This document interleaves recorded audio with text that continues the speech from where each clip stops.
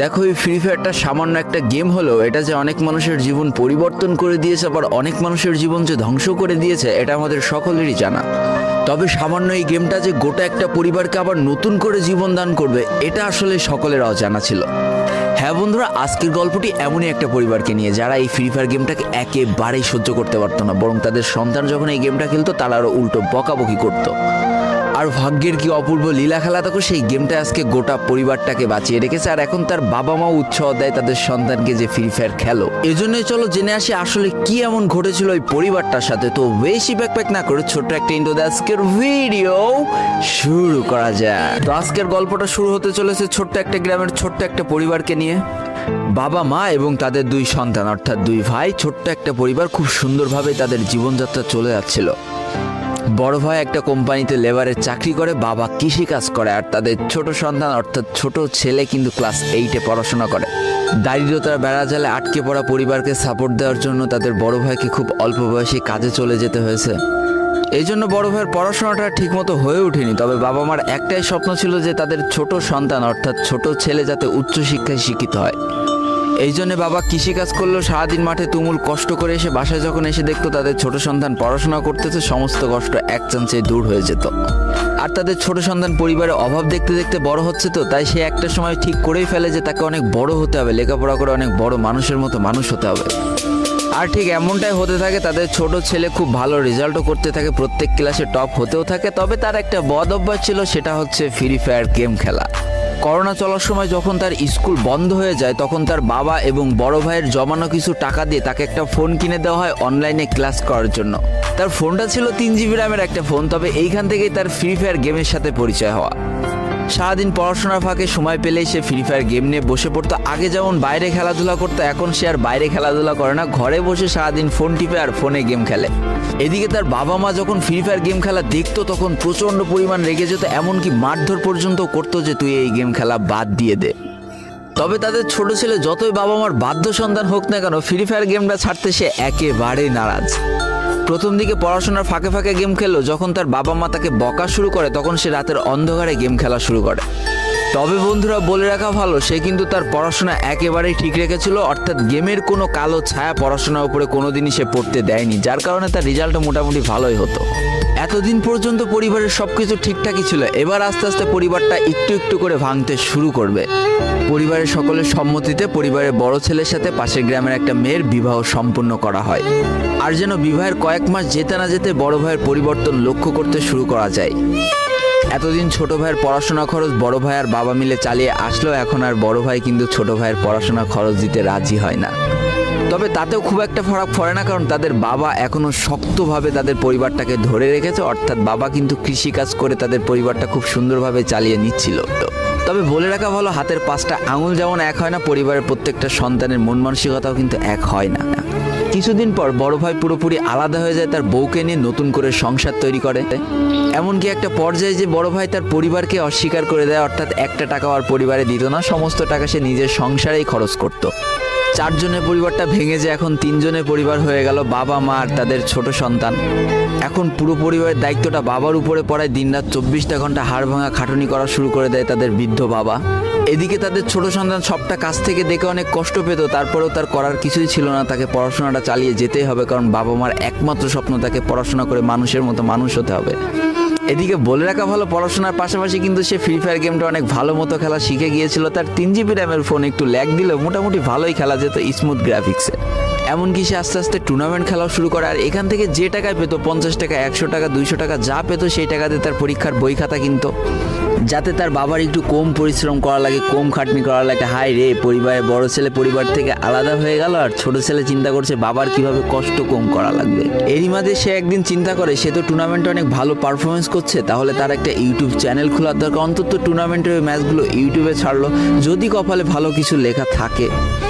এমনই একদিন তার একটা টুর্নামেন্ট চলছিল, সে বারান্দায় বসে বসে টুর্নামেন্টটা খেলছিল। আর ঠিক সেই সময় তার বাবা হাড় ভাঙা খাটুনি করে মাঠ থেকে কেবলই বাসায় ঢুকছিল।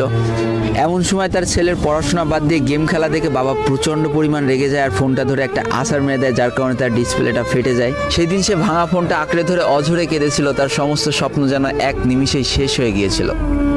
তারপরে সে স্কুলে যাওয়ার জন্য যে টাকা পেতো সেই টাকাগুলো জমিয়ে জমে একটা সময় তার ফোনের ডিসপ্লেটা ঠিক করে, আর ডিসপ্লে ঠিক করতে 1500 টাকা লেগেছিল, আর সময় লেগেছিল প্রায় 4.5 মাস।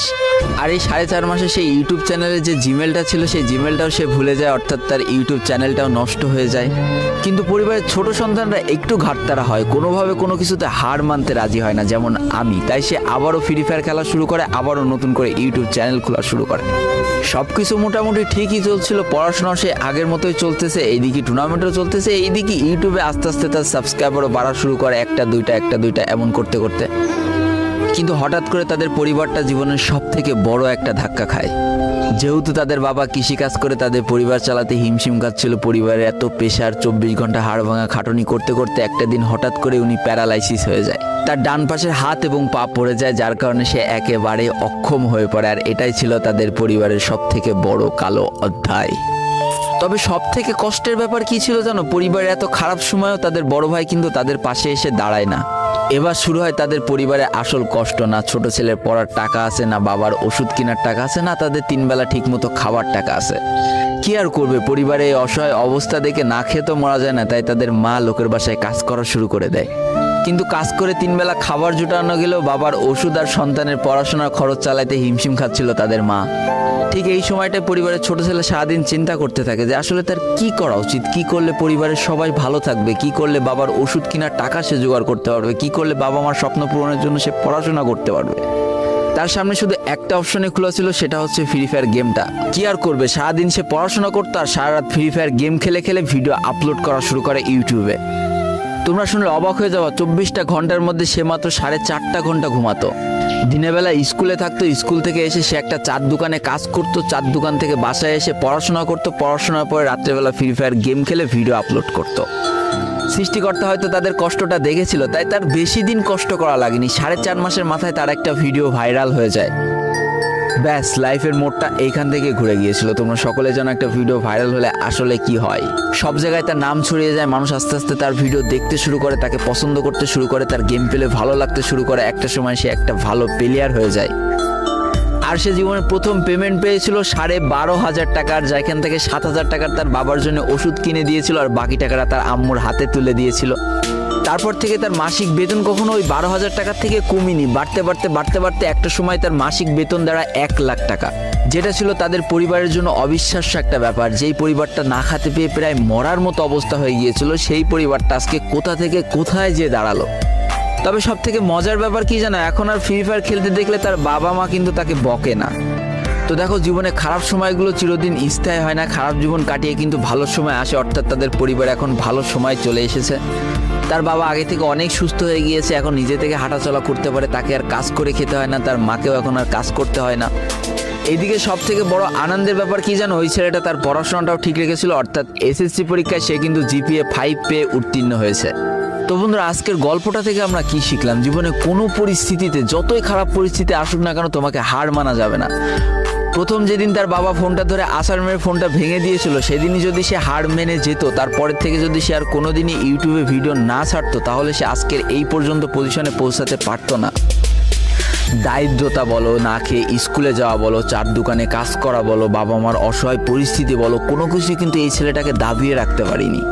আর দিন শেষে যেই মানুষটা সর্বোচ্চ কষ্ট করে, সৃষ্টিকর্তা তার পুরস্কার নিজে হাতে করে দেয়, এটাই তার জলজ্যান্ত একটা উদাহরণ। তো আজকের গল্পটা ইন্ডিয়ান একটা ভাই আমাকে পাঠিয়েছে এবং তার নামটাও বলতে নিষেধ করে দিয়েছে, এই জন্য আর বলা হয়ে উঠলো না, সেই ইউটিউবারের নামটাও আর বলা হয়ে উঠলো না। এটাই ছিল জীবনকে পরিবর্তন করিয়ে দেওয়ার মতো একটা ছোট্ট গল্প। এই গল্প থেকে অনেক কিছু শেখার আছে। একটা কথাই বলবো, গেমটাকে নেশা না পেশা হিসেবে নাও। তোমার